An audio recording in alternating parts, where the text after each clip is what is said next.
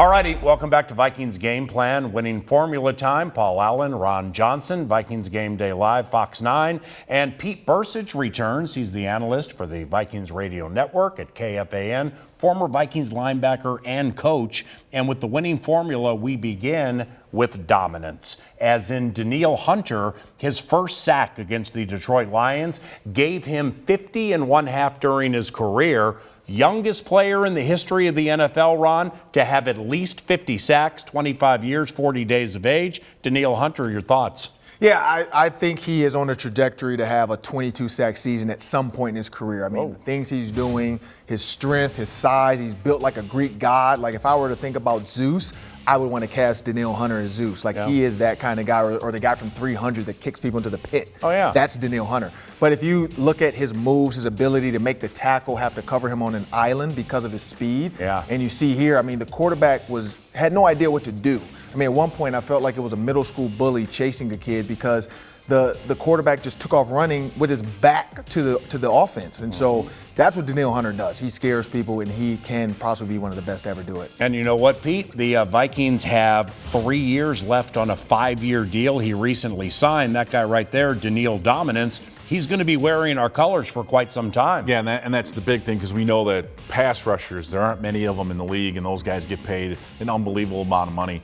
I think what's great about Daniil is he came into this league with the talent, needed some size, needed some strength, needed some technique, and he's continued every single year to work on those. And his 50 sacks, they're not streaky. It's not as if he had 18 one year and 2 the other. Yeah. He has been a consistently good pass rusher ever since he's shown up here. And he will, in that respect, that means in the future he is only going to get better. And I think the one thing when I watch him play is the amount of ground that young man can cover. He is fast as can be. And speaking of consistently good, Vikings quarterback Kirk Cousins all throughout his career has been consistently good, but this year is really, really special. His composure, the fact that he's been sacked 0 or 1 time, 9 of 13 games, not only a credit to the Minnesota Moving Company, the offensive line, but also Kirk getting rid of the ball quickly. He's special. He's decisive. He knows the guys he's going to. The B.C. Johnson touchdown, when he threw it high, he knew exactly where he wanted to put the ball.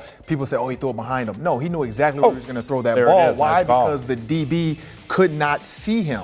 So he's like, why would I throw it over, to the DB or keep leading him when he undercut him? I'm going to put it somewhere only BC can get it. One thing I like, though, is look at that deep shot to Diggs, man. Perfect pass. And that's recognizing coverage. Anytime you get man-to-man coverage against Diggs, you got to take that shot. Stefanski said it. But the thing I like is 15 touchdowns in the red zone since week 2. After that Packers interception, he's thrown 0 interceptions since then. So he's understood his mistakes. He hasn't done it since. Right, and I also think what's going on around him, I think his offensive line has settled down. But how about Dalvin Cook? And when you do play fake and you do bootleg, and how much that attention that requires out of the defense. And Kirk Cousins, if he does one thing as well as anybody in the league, he knows quick recognition, knows where to go with the football, and he goes that direction. So he's staying true to all that. If it's not developing, what he's gotten better at is getting rid of the football, not forcing something, not forcing anything. And even the sack that he had on Sunday, we could just feel it again. He just held out on the ball a little bit too long. It hasn't happened a whole lot. And I think with Stefanski, with Dalvin Cook, with all those things all put together, has made him who he is this year. Now, quickly on Kirk and the composure, just to close this, when the team was 8-7-1 last year, man, he was throwing some pick sixes. And in that Lambeau game, he got a little antsy. Early in the Chiefs game, he got a little antsy. From the Cowboys game on, he's not worrying. There's no dwelling. He's not dancing around. What do you think changed? Edgy Kirk. I mean, he's always around now. He knows what he needs to do to have a certain edge to him, where it's like he's not afraid to take a chance, but he's going to put the ball where it needs to be. I just think it's decisiveness. He's understanding coverage, he's reading it, and he's making sure to make the right throw. Now, Phillip Rivers is heading into his 222nd consecutive game. That guy right there, man, that's football immortality. Nearing the end of his career, a Hall of Fame career. Pete, you've seen him all of his career. He's fantastic. He is, and the thing is if you just let him sit in the pocket all day long, he's going to pick you apart. He's that smart. He's a very outgoing guy, talks a lot of smack. It's fun to watch him play, but he doesn't move like he used to. If you can get him to drop back in the pocket 25, 30 times in a game, you will get a result like the Raiders did. 5 interceptions, 4 interceptions.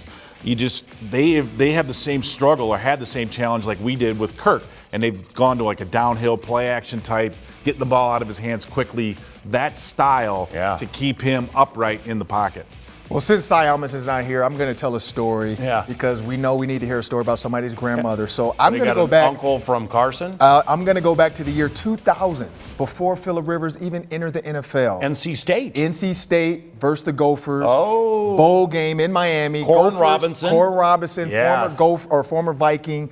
We're up 21-0, I think, at halftime, or 24-0. Guys are on their SkyTel pagers. People are texting their agents. Season's over. I'm going to the league. It's time to go. Oh, I'm getting ready for South Beach. I'm like, somebody forgot to tell Phillip Rivers the game was over. Phillip Rivers brings these guys back and beats us in the end. I don't remember the score because I'm still mad at him to this day. But him and Corn Robinson killed us in the second half. From that moment, he was a sophomore. I said, this kid's going to be special. And then he's done it. He started, like you said, 221 some odd games.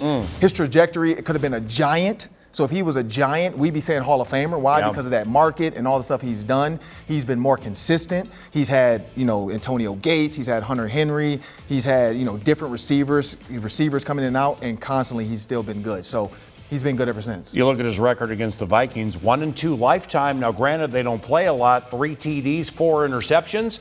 He threw an interception at TCF Bank Stadium.